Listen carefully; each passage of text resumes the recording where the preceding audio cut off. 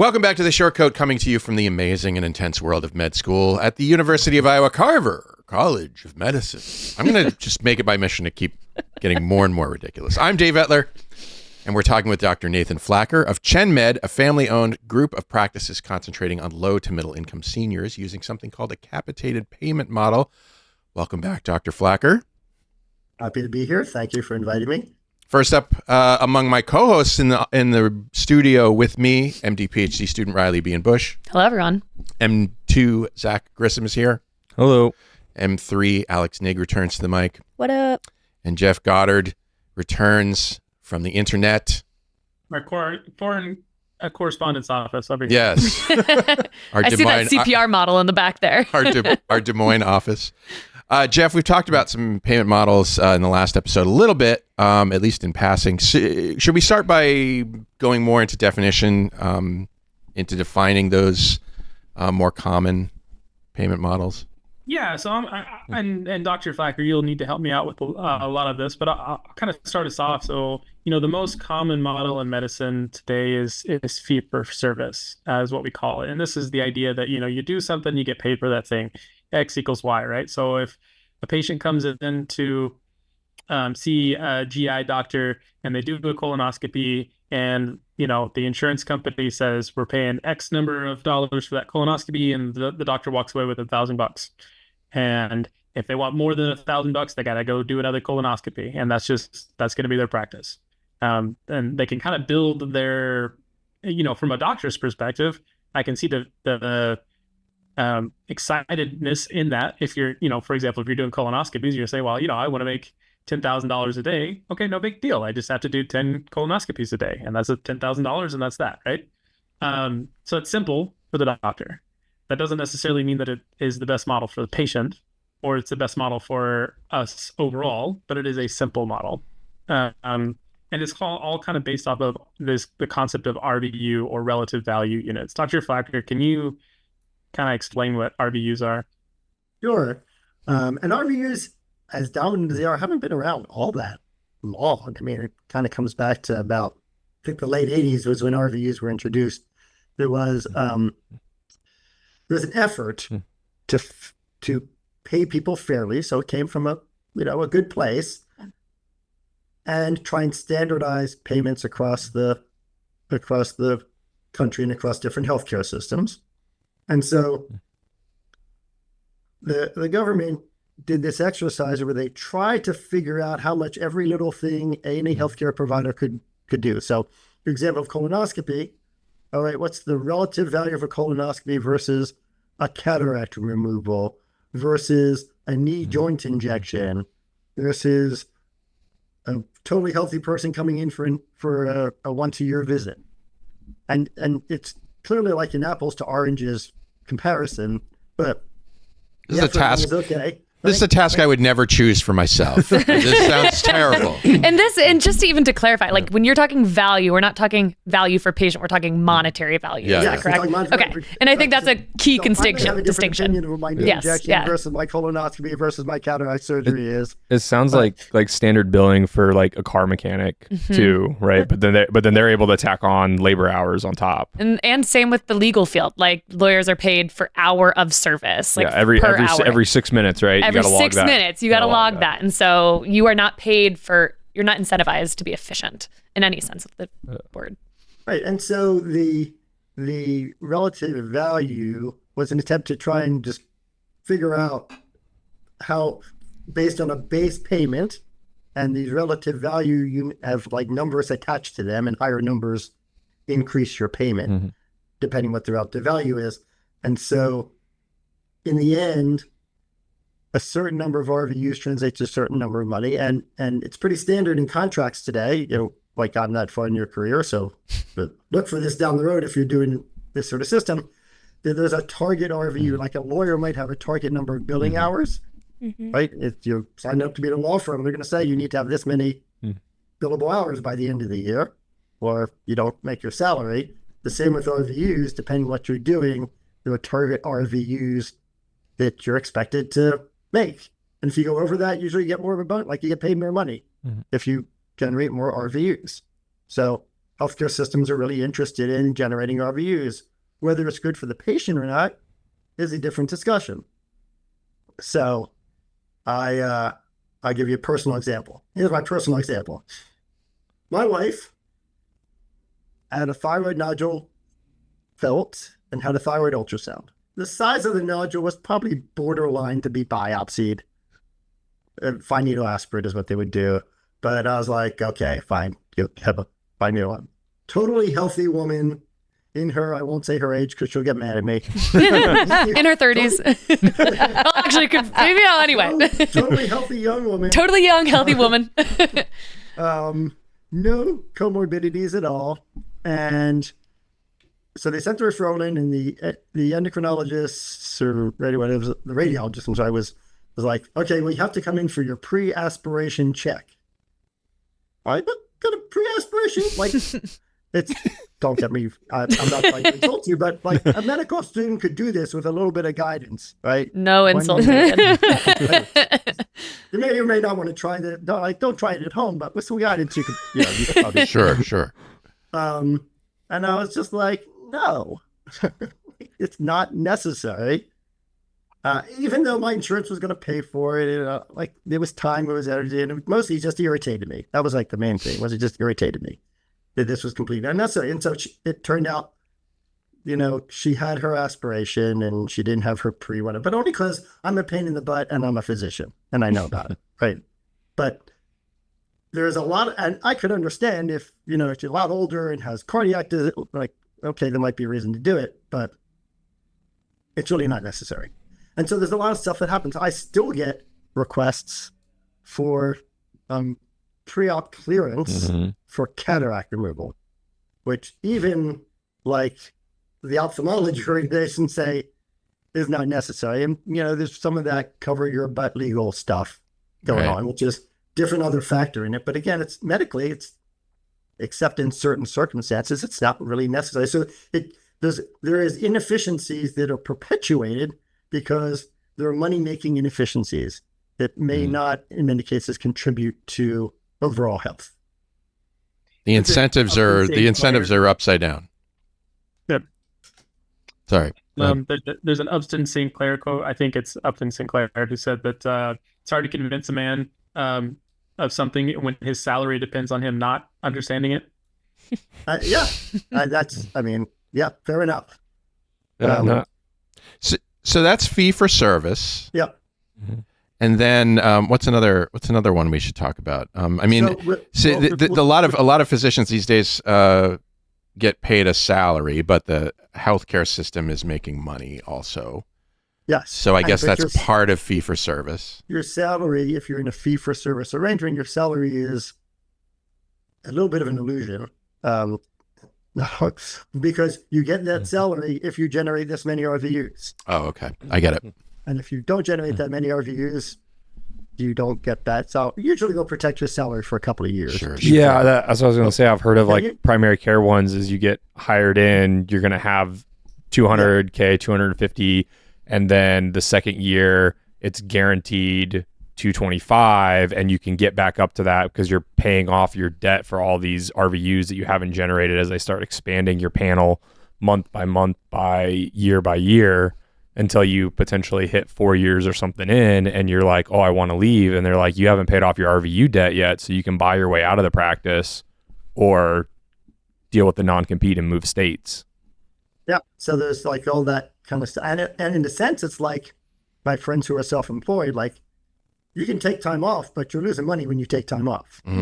So your vacation is costing you not only the cost of your vacation, but the cost of whatever you're not generating under that sort of system. Oh, interesting. So it's a little unhealthy. Not even a little. It's kind of unhealthy too. Yeah. You may have unlimited time off, but ultimately, you're always thinking about, how am I not billing? How am I not collecting RVUs? Yeah, especially when you're young and you're still paying off your student debt. Yeah, it's a big deal. Yeah, I understand. Yeah. So the contrast to that would be a value-based arrangement. And by the way, there is kind of a big gradation, a spectrum of, you can be a little bit risk, more risk, a lot of risk. We're a full risk system. So that's kind of what I know best and can speak to best. But there are there are a lot of nuanced variations in between fee-for-service and full risk capitation. But in our system, like if you think about it, we get in a certain amount of money, and so we'd rather not spend money on inefficient stuff that's of no value, right? Or of little value, or that we could be avoided. So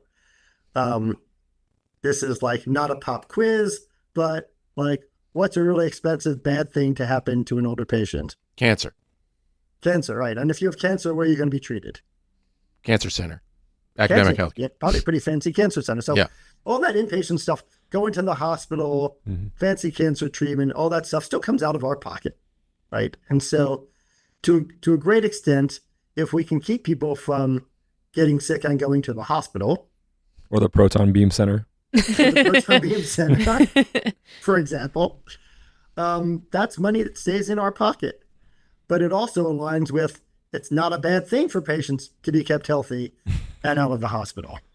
And so there's some, and you know, there is no payment model system that's perfect, right? But it aligns in principle with the right outcome, which is better health for the patient. And that's why we, as an organization, decide that we're going to do high intensity primary care, because you couldn't pull off that model in fee for service. But we believe, and we have data to back this up, in terms of reduced hospitalization, reduced ER visits, we believe that it's better for patients. And so it's a win-win from that point of view. Can you define the high intensity part of it? You mentioned high intensity or high risk. Yeah. What do you mean by that? Oh, good. Okay. So great clarification. So when I'm talking about high risk, I'm talking about financial risk. So we take all the money from the insurance company. We also take all the risk of the cost. So when I say we're using high risk in that regard, like you can, if we took all the money and everybody in our organization took a group trip to Aruba, that would be cool, right? We spent all the money, we went to Aruba, we had a great time, and we didn't take care of any patients. And what's going to happen to our patients? They're going to get sick and go to the hospital. And then we're at risk for all those costs, and then we don't go to Aruba the next year because we have to close the doors because we, lost a bunch of money. So when I said high intensity primary care, I mean things like we see our patients standard every month, and our sicker patients we'll see twice a month, 3 times a month. I've seen patients every day for a period of time who were sick and teetering on the edge of something, but we felt like we could keep them out of the hospital, and they wanted to be out of the hospital, and we managed to keep them out of the hospital. So we can do high intensity stuff like that. It's almost like rounding on the person while they're at home, really. Yeah, we can spend the money flexibly. So if you've been in outpatient clinics, which some of you have, maybe not your M1, I don't know where you came from. So maybe you've been in outpatient clinics. A lot of reason people don't show up for their clinic appointments, particularly seniors, is because they have transportation problems, right? Their daughter, their cousin, their brother, their spouse can't get the day off of work or can't get over there, and they miss their appointment. In our practice, we feel like showing up to your appointment is so important that if you live within 10 miles of our center and you really don't have transportation, we will pay for an Uber, a ride share, to bring you to clinic and take you home. I mean, you can't do that in fee for service because you can't get paid for that, as opposed to we can use the money kind of globally within, there are some government rules about this, but globally in ways that we think will be helpful to patients' long-term health and prevent them from getting sick and going to the hospital. This is so interesting. And I'm trying to think of examples where maybe this becomes really tricky. And I can imagine there becomes a tricky point at which maybe you have a patient and there is an intervention that maybe costs a little bit. And it's really hard for us to predict the future on how much that given intervention will prevent, name whatever bad thing, heart disease, metabolic disease, cancer, et cetera. So that seems really tricky. And how do you manage seeing the future of what an intervention will or will not do? Yeah. So I can answer that a couple ways. So I'll give you mentioned that, and I'll give you an example off the top of my head, which is chronic Hep C. We have new patient joins us. Hep C treatment medication is not cheap. And, honestly, they may or may not be our patient several years from now, when the bad outcome from not having their hepatitis C actually manifests itself, right? Mm-hmm. But we still screen for hepatitis C and we still treat it because it's the right thing to do, right? And because we have a lot of patients, right? And so for an individual patient, we might lose money on something. We might, but not treating them has some risk of incurring more costs. So maybe we're setting ourselves down the road. And we also have healthier patients who we can make that up on. If we're responsible stewards of healthcare globally, we can still do things for patients that are in their interest, even though it might cost a little bit of money. I'll give you another example of how this plays out. So even more nuanced, the money that we get, the money the insurance company gets from the government is risk adjusted, sort of, kind of. So Medicare has this system by which certain diagnoses you get paid more for because you expect to incur more healthcare costs for that. So if somebody's on dialysis, we actually get paid more than somebody who's not on dialysis. Like, that probably makes some sense, right? But there's a whole lot of conditions like urinary incontinence. They come up in our practice all the time. We don't get paid extra for urinary incontinence, but we still ask people about urinary incontinence and we still treat urinary incontinence because globally, we still do okay if we're responsible stewards of our overall resources, and it's the right thing to do for patients. And if they're happy with our services, they stay with us longer, they recommend their friends, all that other kind of good stuff that helps us take care of more people. So I guess, I want to be, I'm sold. I'm about to drink the Kool-Aid, right? So I've got to be objective about it. I've got to kind of wind back and try to think, what are the negative externalities, right? So if you told me fee for service is really great for me going into GI because I get to make that $10,000 a day, I just have to hunt down 10 patients and, put a scope up them. for lack of better phrasing. Just scope another butt, whatever. Well said. But there are all these negative externalities, right?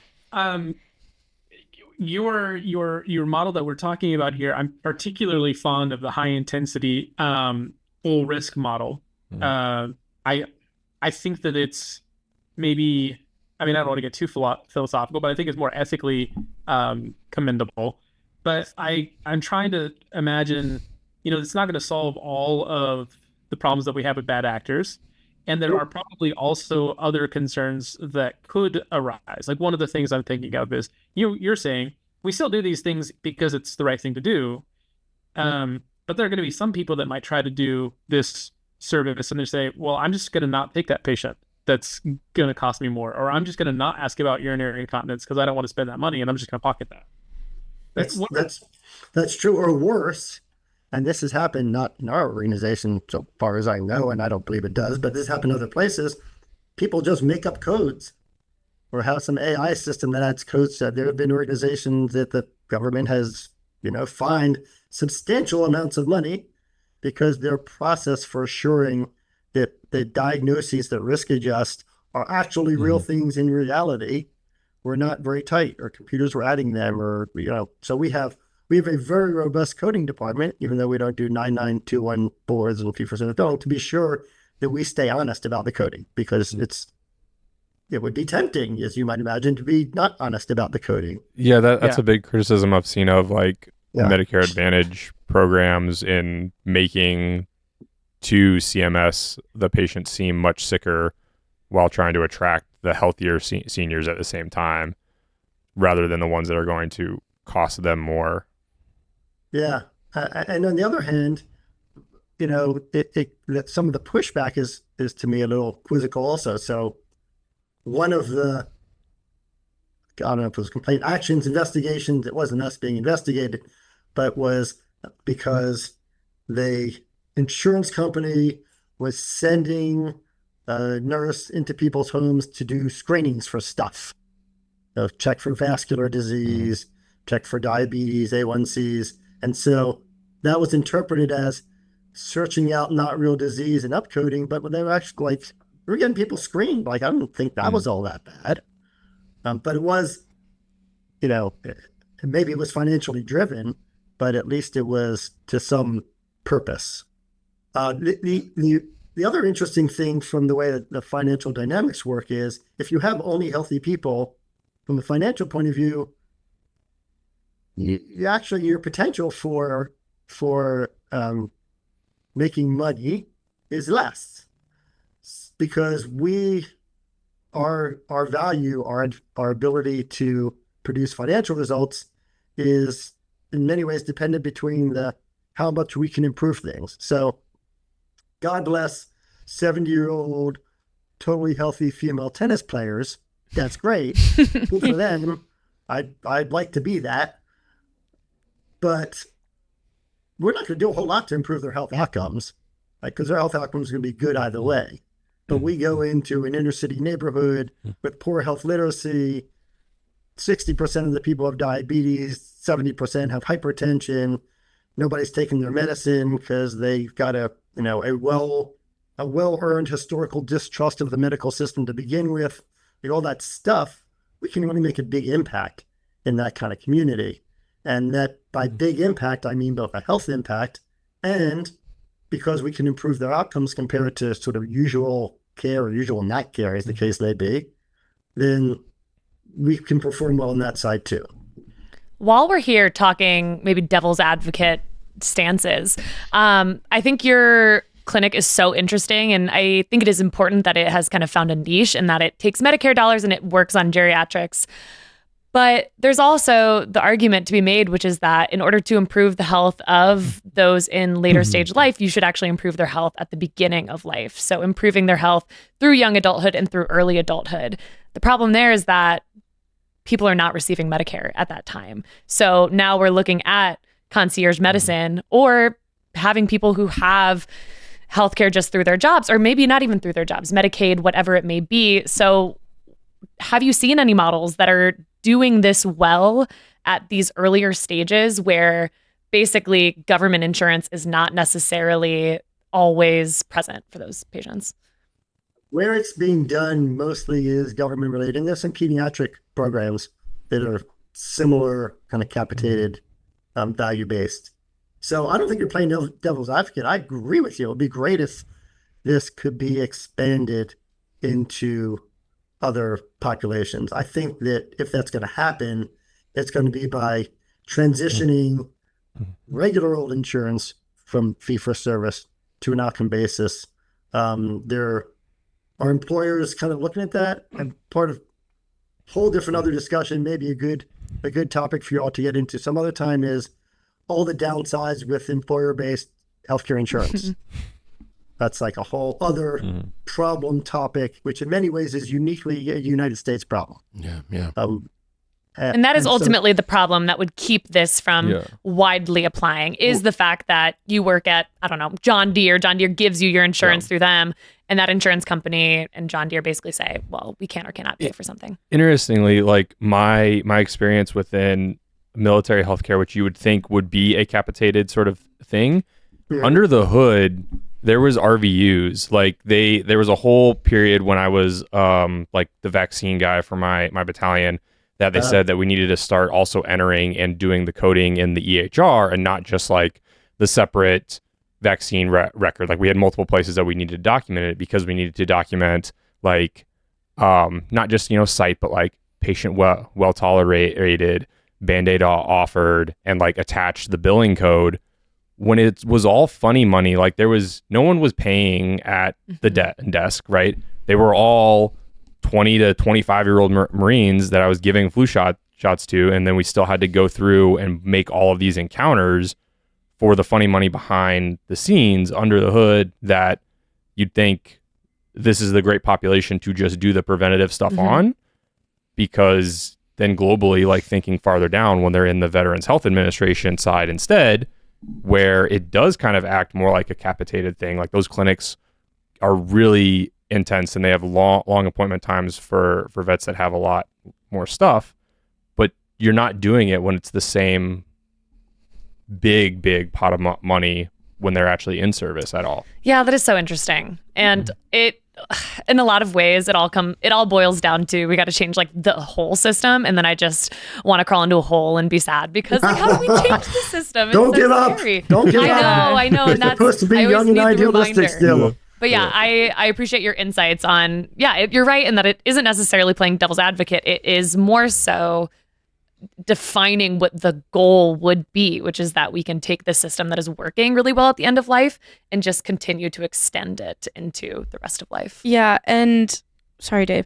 I have done some shadowing and had conversations with some people who do direct primary care, which is like kind of a different way. It's not exactly concierge medicine, but in that same realm where the person pays a certain fee per month, or maybe they pay for subscription throughout the year, and then they basically have unlimited access. It's kind of like a gym membership where like you have access to someone 24/7 pretty much.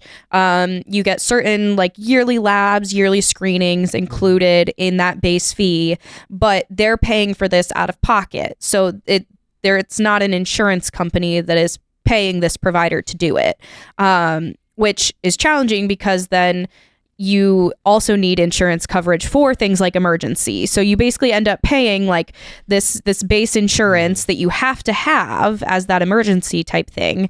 But then some people, if they have access, can also pay this extra fee. But what happens, and what patients have told me, is they feel much more connected with their provider. Their health outcomes, they're catching things earlier. I had a patient tell me his experience with how they were catching prostate cancer. They caught it so much sooner than if he would have been only seeing his doctor like once a year. And, that was, even though it ran in his family, like that was something that they were trying to stay more on top of because they didn't have the issue of, oh, well, insurance will only cover it testing for this once a year. They, on the other hand, like don't have the same deals with it, like laboratory testing and the things that insurance companies do. So they've had to negotiate from a business perspective how to get a reasonably priced lab test. But I don't know, there's a lot of different pieces of it, but I think that there are other people who are doing a great job and who are having more of this model. It's just hard because you don't have the insurance side of it to be paying them. So it's only somewhat financially feasible for people. Shortcoats, if you have something you want to say about today's show, about something you want to hear someday, a question you have, go to theshortcoat.com/tell us, send us a message, give us some ideas for future shows. That would be lovely. Otherwise, that's our show. Until next time, I'm Dave Etler saying don't let the bastards get you down. Say bye, everyone. Bye.